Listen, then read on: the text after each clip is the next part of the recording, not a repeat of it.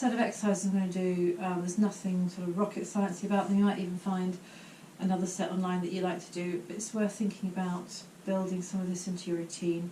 You can either use it as a dynamic warm-up, you could use it as a cool-down sort of stretch session with or without the band, so you could load it or not load it, or you could do it as some light arm work as part of your strength and conditioning work, if you do any strength and conditioning work, hopefully you do. I'm going to use for this a physio band, so this one's a really light one. This kind of band is ideal for warm-ups and for stretching. We don't want to do too much load when we're doing warm-ups and stretching, so either doing it without the band or with a light band like this one is really good. You can get these on Amazon and they come in different weights, basic thicknesses, but they can substitute really well for weights. So if I'm travelling and staying in a hotel, this is what I'll take in my case, because I can know that and I'll take a slightly thicker one as well, so I can stretch, cool down, warm up, and do some load with a couple of bands. Really easy to carry, very lightweight. Anyway, enough of the chat. So I'm just going to take you through these exercises in no particular order. They'll be as I remember them. So yeah, not very technical. And also you can do them as different kinds of sets and different kind of reps. So first of all, I'm going to hold the band together, and I'm going to hold it tension with my arms by my side, shoulder width apart, or just inside shoulder width apart, my hands are. And I'm just going to do some small movements. So I'm literally just pulling my hands very slightly apart. There's very little movement, trying to keep my posture good. And it's a small movement like that. If that's too much with a double band, you can reduce to one band, you get a bit more movement. You can see and I can feel that my shoulders are working on this. I can actually feel it quite well with a single thickness. Or you can do double thickness and just take a little bit more band. And you can probably see there's a very slight movement across the shoulders. Okay, so that's a really nice easy one. You could do 5 reps and a couple of sets, really straightforward.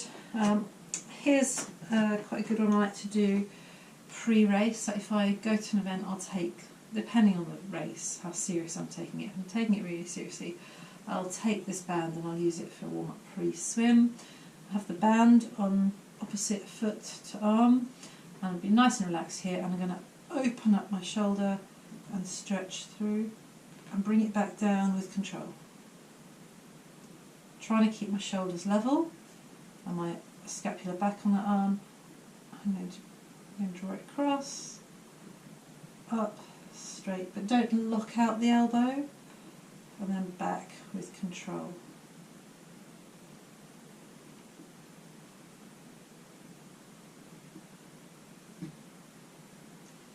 Again, doing 5 of these on each side with control.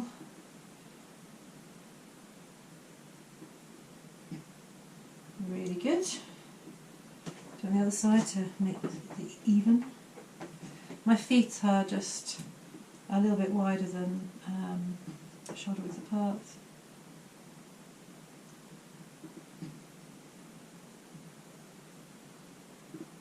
So sometimes stretching is good, but actually I really quite like doing some light loading after a hard session. Doesn't matter what the discipline is, I think it's quite a useful way of easing the session off and making sure that my muscles are lengthened again after a hard session, whether it's a run, bike or swim.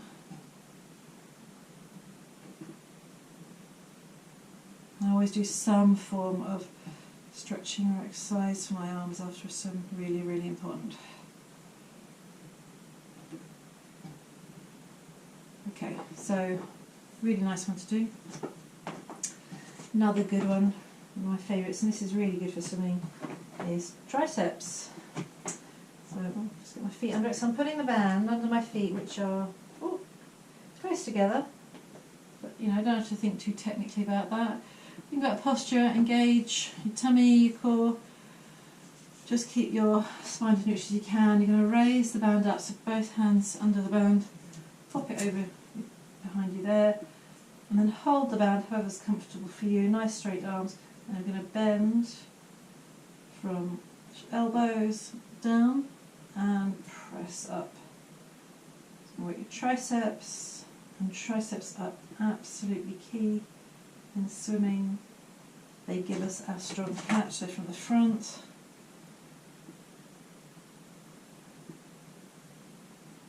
Try to keep your upper arm nice and straight. I'll turn around to you straight from the back.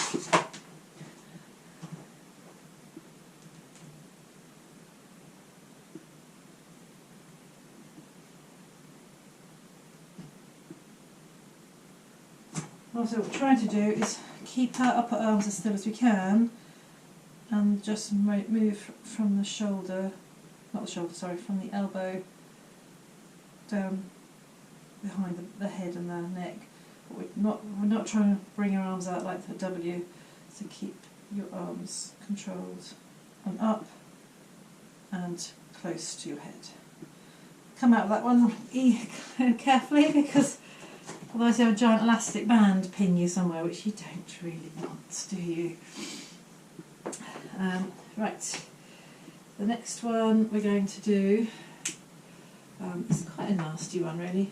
I'll show it without the band to start with. So in this position, with your scapula back to the wall and your upper arm nice and level, we're going to tip the hand through, trying to keep our upper back on the wall, and our upper arm on the wall, and we're just rotating. This is a really hard one to do. See, I can't get my hand to the wall unless I do that and cheat. That's not allowed. Okay, so keeping, you can tell from my shadow on the wall that my arm, my sort of body is staying close to the wall. It's on the wall, pressing my back into the door behind me and getting that rotation. So you can do that unloaded. I would start with it unloaded and then do it loaded. But really careful not to overload. So it really does work the shoulders when you're banding this exercise. And you can hold the band however you want. Just try and keep that movement there. Okay, so the other side. Again, this one to start with, you might say, well actually, I'll do a set without the band, and then I'll do 2 with the band, and then next time I try it I'll do 3 with the band. Build up to sets of 3, and then, or reps of 3 rather, and then try and do 1 set to start with, and then add in a second set, maybe a third set. Build up to 5 on 1 set, and then see if you can do sets of 5. Okay. Oh, wow. I'm feeling that. Okay. Now I can do is feet normally sort of underneath your hip bones, hip points, and then bring the band up, and we're just going to do a lat pull down. Bring the hands in, and then bring them down. And you're trying to keep your shoulders, upper arms level with your shoulders. You can get that pull there, and then get that pull there. With all these movements, don't just let the band pull you down or ping you up or whatever, you know, go with that. When the resistance goes, don't let it pull you. You've got to really control, and that's part of the work, is that you're controlling the movement. Okay, it's quite a nice easy one. You can do really simple curl on this one as well. So again, just think about your posture, so draw your shoulder blades back, engage your core, have your upper arm in line with your side, and you can just do a nice curl. And again, you can adjust the tension on this by having it under both feet like that, or you can have less tension and do it with one foot. Easy peasy. It's a bit squeaky, that one. Oh. That's the only thing there. It can be a bit of a pain to get into the right position. Again, we're making sure that our shoulders are level, our posture is good. Good to do these in front of a mirror. Again, if I do it that way, a bit more tension. But it's nice and easy. Obviously, if you're using a bigger band, you can load it a bit more. But this is a really good one for post-run, or even post-ride. We put a lot of pressure through our arms when we're riding, particularly if you go down onto the drops, or we're bracing on the bars. We've got all the bracing exercise you're used to as well. I'll do another video on bracing exercises. That's a nice simple one. And then I think last, unless I can think of anything else, so I'm going to show you what I've done.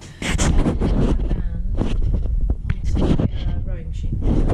Really handy rowing machine. When you're not using it, it becomes a fantastic place to put your bands. So I've got the band slightly higher than me, and what I'm going to do is hold with a little bit of excess there, because I want some tension. And I'm going to think about, again, about good posture, not over bending on the spine, just nice neutral spine if I can. I'm doing this kneeling down, which challenges my core, and I'm just going to draw my arms back. And I want to, when I do it, I want to think about the scapulars gliding together. So just engage them. So it's quite good to set up with a reverse shrug on this one.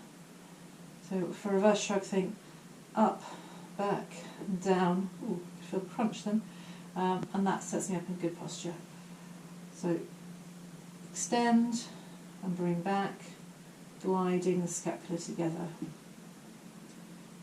Really good one for teenagers to do who swim, who end up with